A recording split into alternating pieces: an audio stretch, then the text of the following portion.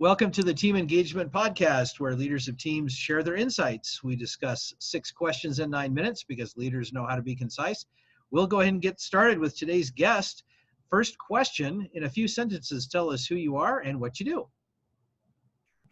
I am Wendy Pease from Rapport International, and we connect people around the world no matter the language or the culture. What a great service. So much needed, so thank you. Question Yes. number 2, what's the best thing about working with a team? I think the best thing about working with the team is coming up with ideas and then bouncing it off them to really drill down in to see if it's going to work better.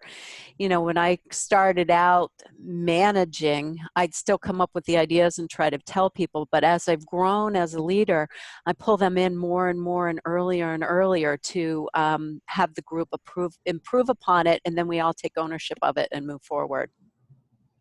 That's a great way to get the ownership, is to get everybody pulled in, so that's great. Thank you.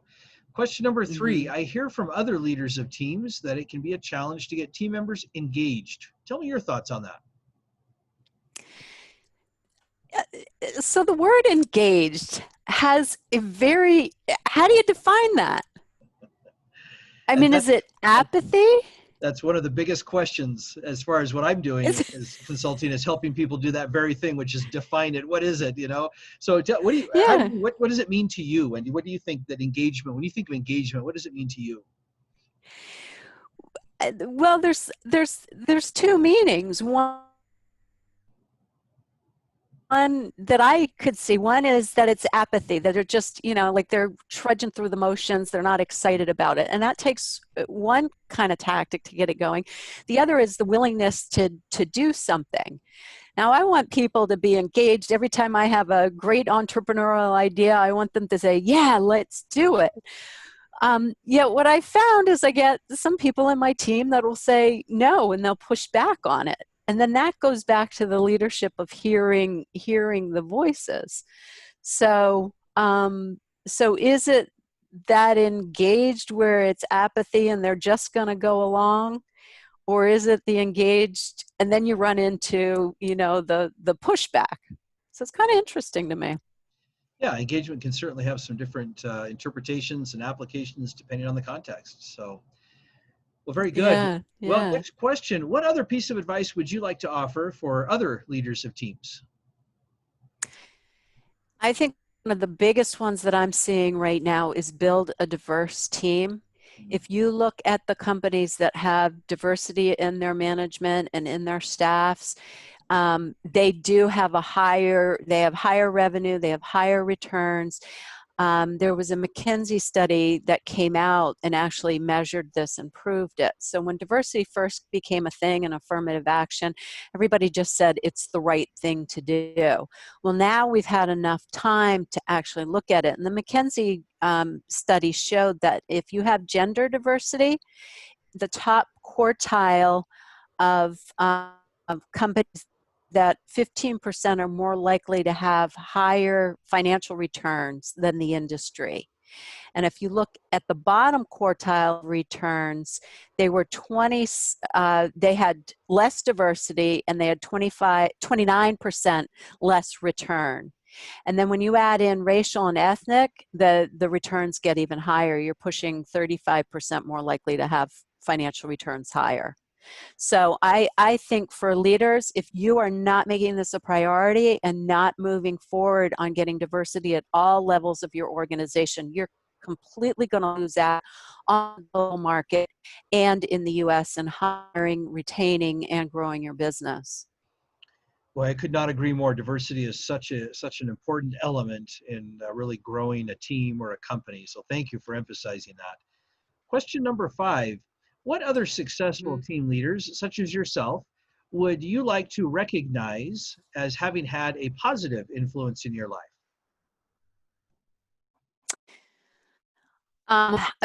One that's very new to me, and I've been following his posts on LinkedIn, is David Wee, W-E-E. He's got some very insightful leadership posts on there that I've been learning from. Another is Alicia Marie. from People Biz. I did a couple leadership courses with her, and I've grown fantastically from that.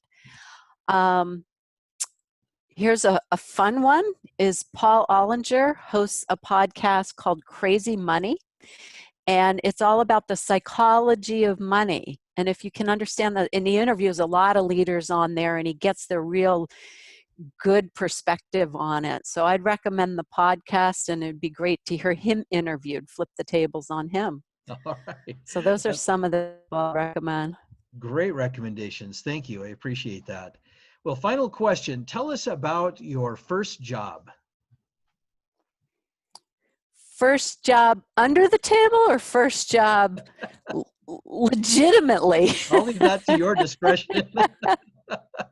Well, I started out babysitting when I was really young. I got paid $1 an hour. I mean, they're making $15 an hour now. My first legitimate one was Roy Rogers. Have you heard of Roy Rogers Restaurant? I have, yes. Yeah, it's a fast food place, and I was hired there to work as a hostess, which meant that I got to go around and wipe tables. Right. Were there some Yeah. lessons that you learned from that you feel like helped develop you as a person? What was a takeaway from that job? I think the takeaway was you can really build camaraderie with the people that you're working with, and understanding how to work with the boss, how to be responsible for your job, how to balance socializing with the customers to make them feel good versus staying focused on your work.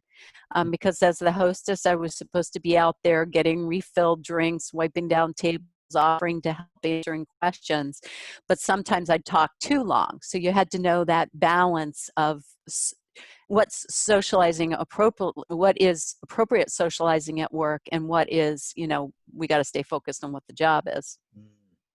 Well, those are some great lessons that you've learned. So thank you for sharing those. And thank you, Wendy, for being on the podcast today. How can people find you? I'm really active on LinkedIn. We've been doing a lot of fun posts. I mean, we're talking about translation and interpretation, and how do you culturally appropriate connect with people that you want to either grow your business or avoid liability. So love to have you find me on LinkedIn. You can look up Wendy Pease. It's spelled P as in Peter, E-A-S-E. And if you put translation or Rapport translations as it's spelled in the sign behind me, follow my posts there. Love to have your comments. I'm always looking to improve. You can also go to our website, which is Rapport Translations, or Rapport INTL, which is short for international.com.